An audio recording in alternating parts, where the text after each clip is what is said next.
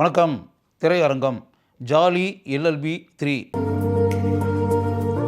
Jolly LLB அப்படின்ற அந்த சீரீஸில் வரக்கூடிய 3வது திரைப்படம் இது. இந்த திரைப்படத்தினுடைய இயக்குனர் வந்து சுபாஷ் கபூர். இந்த திரைப்படத்தினுடைய கதாநாயகன் அக்ஷய் குமார். 1911ஆம் ஆண்டு உத்தரப்பிரதேசத்தில் நடைபெற்ற சில உண்மையான சம்பவங்களை அடிப்படையாக வச்சு இந்த திரைப்படத்தை எடுத்திருக்காங்க. முழுக்க முழுக்க நீதிமன்ற காட்சிகளை மையமாக வைத்து எடுக்கப்பட்டிருக்கக்கூடிய திரைப்படம் இது. படத்தினுடைய ஆரம்ப காட்சியை ராஜஸ்தானில் இருக்கக்கூடிய பெக்கானீரில் இருக்கக்கூடிய செஷன்ஸ் நீதிமன்றத்தில் நடக்கக்கூடிய ஒரு வழக்கை காமிக்கிறாங்க. அதில் வந்து ராஜாராம் சோலங்கி அப்படின்னு இருக்கக்கூடிய ஒரு விவசாயி தன்னுடைய நிலம் பறிபோனதை வைத்து அங்கு நீதிமன்றத்தில் கோரிக்கை வைக்கிறார். அவருடைய வழக்கு எடுத்துக்கொள்ளப்பட்டு விசாரணை நடக்குது. கடன் வாங்கியதற்காக தனக்கு சொந்தமான லேண்டை அந்த கடன் கொடுத்தவர்களை வந்து ஆக்கிரமித்து இல்லீகலாக பல ஃபோர்ஜரி டாக்குமெண்ட்ஸ் எல்லாம் ரெடி பண்ணி கைப்பற்றிட்டாங்க அப்படின்ற குற்றச்சாட்டு அப்படின்றதில் வந்து வர்றாரு.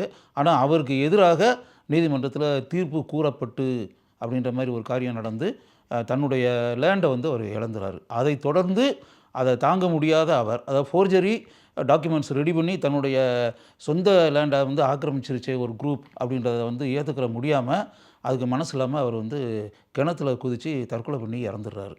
அதுக்கு பிறகு என்ன நடக்குது அப்படின்னா, அந்த ஊரை சேர்ந்த அந்த பர்சார் அப்படின்னு இருக்கக்கூடிய ராஜஸ்தானில் இருக்கக்கூடிய கிராமத்தை சேர்ந்த பல விவசாயிகளுடைய நிலங்கள் ஆக்கிரமிக்கப்படுகின்றன.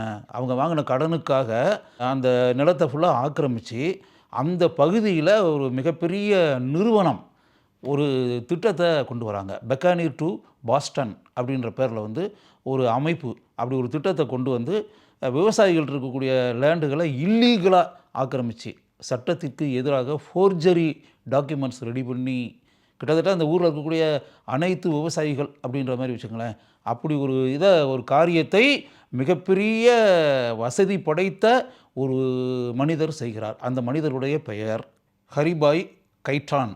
அவர் வந்து அரசாங்கத்தில் இருக்கக்கூடிய அதிகாரிகள்லேருந்து, காவல்துறையை சேர்ந்தவங்கலேருந்து, சட்டத்துறையில் இருக்கக்கூடியவங்கலேருந்து எல்லாத்தையும் கைக்குள்ளே போட்டுக்கிட்டு இப்படிப்பட்ட ஒரு காரியத்தை செய்கிறாரு. பணத்தை விட்டு எரிஞ்சு அவர் இப்படிப்பட்ட காரியங்களை செய்கிறதுனால எதிர்ப்பு அப்படின்ற ஒரு விஷயமே இல்லாமல் அந்த ஏழை விவசாயிகள் வந்து பெரிய அளவில் பாதிப்படைஞ்சி அப்படின்ற மாதிரி ஒரு நிலைமைக்கு ஆளாகி தங்களுடைய கோரிக்கைகள் அப்படின்ற ஒரு இதுக்காக வந்து அவங்க நீதிமன்றத்தை வந்து நாடுறாங்க. இப்போ டெல்லியில் இருக்கக்கூடிய செஷன்ஸ் கோர்ட்டுக்கு இந்த வழக்கு வருது.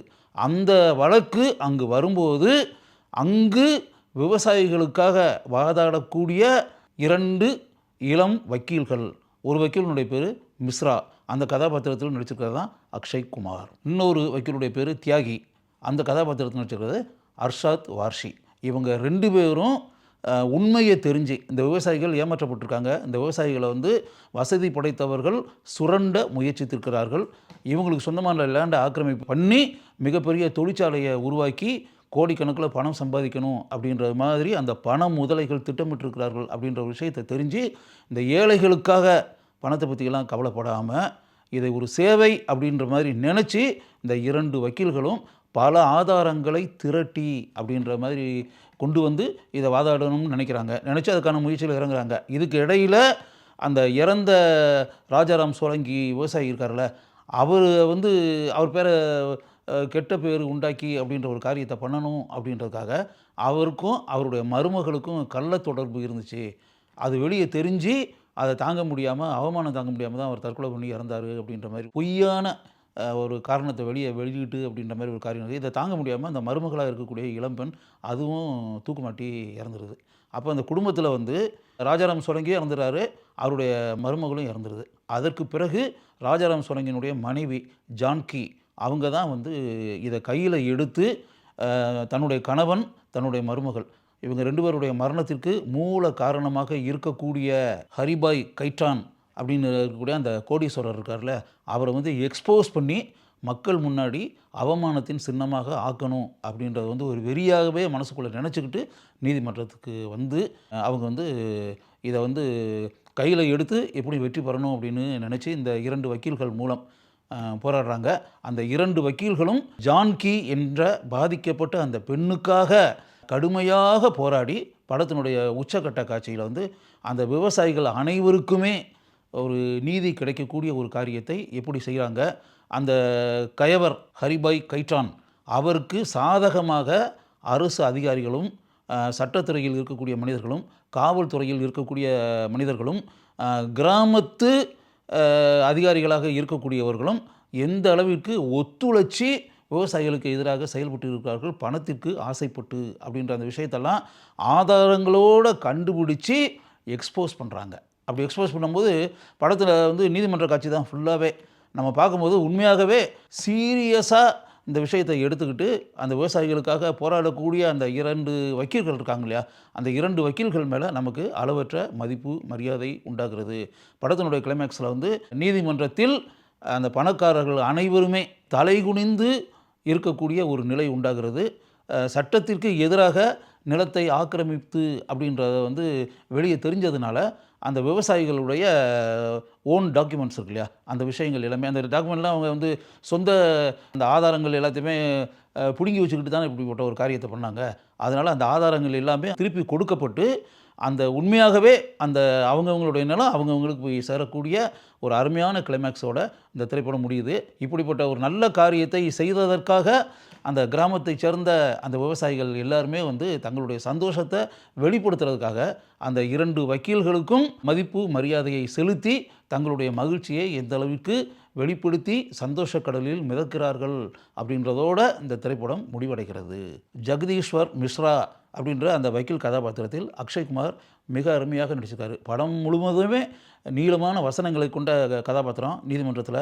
அதெல்லாம் ரொம்ப அனாயாசமாக பேசி ஒரு மிகச்சிறந்த கதாபாத்திரத்தில் தான் நடிக்கிறோம் அப்படின்னு சொல்லி படம் பார்க்கக்கூடியவங்க உணரக்கூடிய அளவிற்கு மிகுந்த இன்வால்மெண்ட்டோடு நடித்து நம்முடைய நற்சான்றிதழை அவர் முழுமையாக பெறுகிறார். தியாகி அப்படின்ற வக்கீல் கதாபாத்திரத்தில் வரக்கூடிய அர்ஷாத் வர்ஷி மிக இயல்பாக படம் முழுக்க வருகிறார், நடித்திருக்கிறார். சௌரப் சுக்லா இவர் தான் படம் முழுக்க வரக்கூடிய நீதிபதி.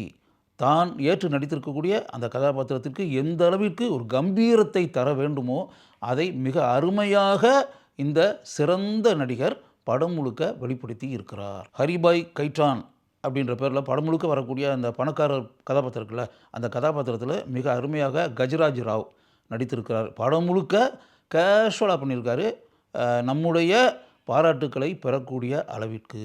ஜான்கி கதாபாத்திரத்தில் படம் முழுக்க வரக்கூடியவர் சீமா பிஸ்வாஸ்.